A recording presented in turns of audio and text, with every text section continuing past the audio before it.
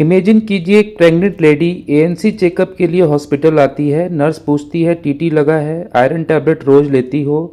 Labour के time doctor बोलते हैं ऑक्सीटेंसिन रेडी रखो। डिलीवरी के बाद अचानक ब्लीडिंग बढ़ जाती है, मिसोप्रोस्टेल दो। अगर बीपी बहुत हाई है और फिट आ जाए तो मैग्नीशियम सल्फेट तुरंत दो। ये सब ड्रग्स एक नर्स के लिए डेली लाइफ के पार्ट हैं। आज हम इन्हीं ड्रग्स के बारे में बात करेंगे और पूरे अच्छे से एक्सप्लेन करके जानेंगे। सबसे पहला जो टॉपिक है drug use for pregnant women, इसके अंतर्गत आपको पढ़ने हैं सबसे पहले टेटनस के बारे में, यानी टेटनस प्रोफिलैक्सिस यानी टीटी या टीडी इंजेक्शन। सिंपल मीनिंग में समझे तो टेटनस से बचने के लिए इंजेक्शन जो माँ और न्यू बर्न दोनों को सेफ रखता है।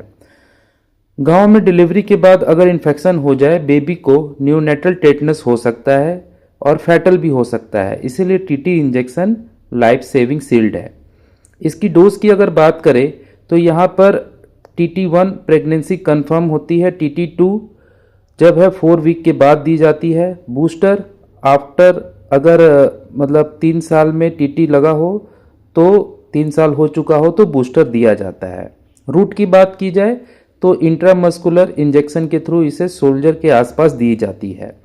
इंडिकेशन की बात की जाए तो हर प्रेग्नेंट वुमेन को यह लेना चाहिए और नियोनेटल टेटनस प्रिवेंशन छोटे बच्चों को तो लेना ही चाहिए जो अभी तुरंत जन्मे हो या नवजात हो। साइड इफेक्ट की बात की जाए तो इंजेक्शन देने के बाद उस जगह पर पेन हो सकता है, हल्की बुखार भी आ सकती है। यहाँ पे नर्स का रोल है कि कार्ड को चेक करना, वैक्सीन देने के लिए प्रोत्साहित करना, मदर को समझाना, ये बेबी के लिए प्रोटेक्शन का काम करता है। दूसरा जो इम्पोर्टेंट ड्रग्स है वो है आयरन सप्लीमेंट। सिंपल लैंग्वेज में अगर बात करें तो प्रेगनेंसी में ब्लड ज़्यादा बनता है और आयरन कम हुआ हो तो उसे एनीमिया हो सकता है।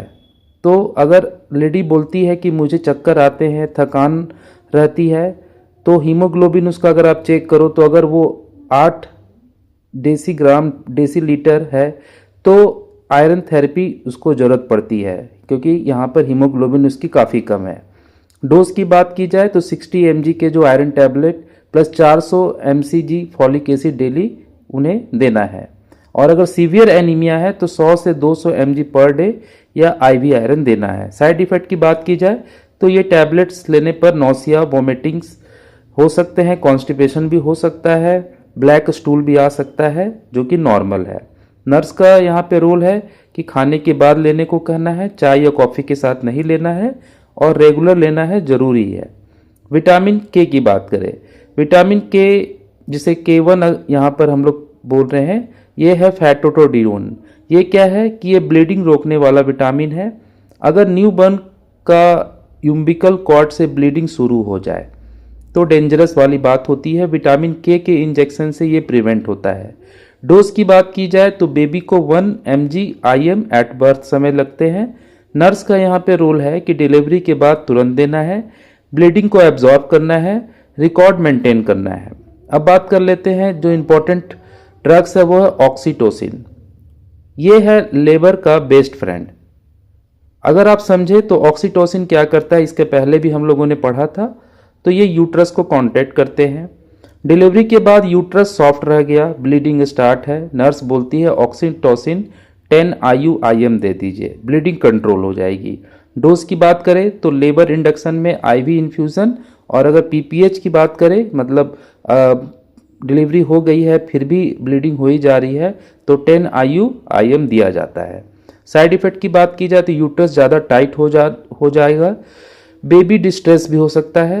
रोल ऑफ नर्स की बात करें यहाँ पे तो यहाँ पर कॉन्ट्रैक्शन को काउंट करना चाहिए, फीटल हार्ट रेट को सुनना चाहिए, ओवरडोज से बचने के लिए वाइटल साइन का रेगुलर चेकअप करते रहना चाहिए। उसके बाद ड्रग्स की बात आती है मिसोप्रोस्टोल, टैबलेट जो लाइफ बचाती है। कैसे बचाती है? टैबलेट फ्रॉम में प्रोस्टाग्लैंडिन, यानी कि प्रोस्टाग्लैंडिन हमारे बॉडी का एक इम्पॉर्टेंट हार्मोन है जो कि दर्द के सिग्नल्स को हमारे ब्रेन तक पहुंचाता है।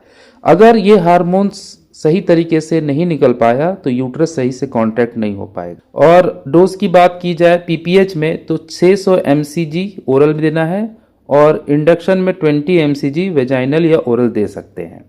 साइड इफेक्ट की बात करें तो फीवर, डायरिया, क्रैम्प हो सकते हैं। नर्स का रोल है ब्लीडिंग को मॉनिटर करना, पेशेंट को क्रैम्प के बारे में पहले से बता देना कि ये दवा लेंगे तो आपको क्रैम्प आएंगे।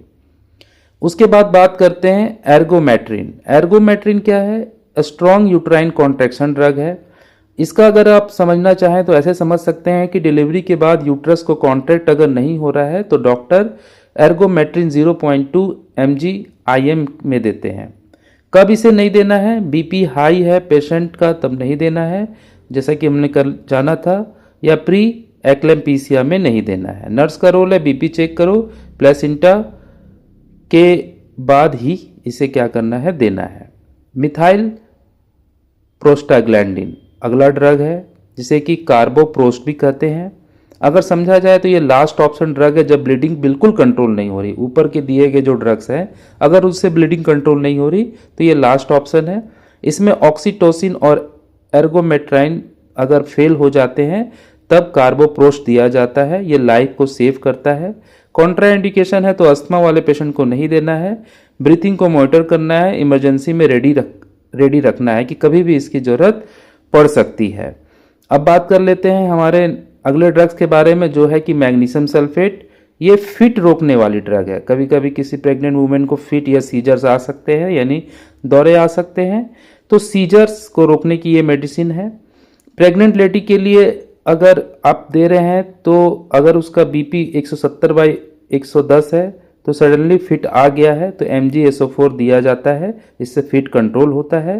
टॉक्सिक साइन की बात करें तो इसमें सांस का फ्लो में थोड़ा प्रॉब्लम हो सकती है और जिनको अस्थमा का प्रॉब्लम है उनको देंगे तो दिक्कत आएगी। नर्स का रूल्स क्या है कि अगर रेस्पिरेशन रेट 12 पर मिनट है, यूट्राइन 30 मिलीलीटर पर आवर है और नी रिफ्लेक्स प्रेजेंट है तो इन सभी को ये मॉनिटर करते हुए दवा को सावधानी पूर्वक देनी चाहिए। अब लास्ट ड्रग्स है उसके बारे में भी जान लेते हैं जो है कैल्शियम ग्लूकानेट। ये मैग्नीशियम का एंटीडोट है। समझे तो अगर मैग्नीशियम सल्फेट का अगर ओवरडोज हो जाए, मतलब ऊपर अगर आप फिट रोकने के लिए, दौरे रोकने के लिए दवा दे रहे और वो ज़्यादा आ जाए या उसका ओवरडोज हो जाए तो मैग्नीशियम सल्फेट आपको रेडी करके रखनी है। मैग्नीशियम सल्फेट के बाद पेशेंट की सांस स्लो हो जाती है। कैल्शियम ग्लूकानेट IV में दिया जाता है, पेशेंट को स्टेबल करता है। तो ये सारे इंपॉर्टेंट ड्रग्स थे जो कि एक प्रेग्नेंट वुमेन से रिलेटेड थे। इसके अलावा अगर आपको लग रहा हो कि कोई क्वेश्चंस या कोई टॉपिक आप नहीं समझ पाए तो कमेंट बॉक्स में ज़रूर पूछे, मैं उसे ज़रूर बता दूंगा। मिलते हैं नेक्स्ट वीडियो में, तब तक के लिए बाय बाय।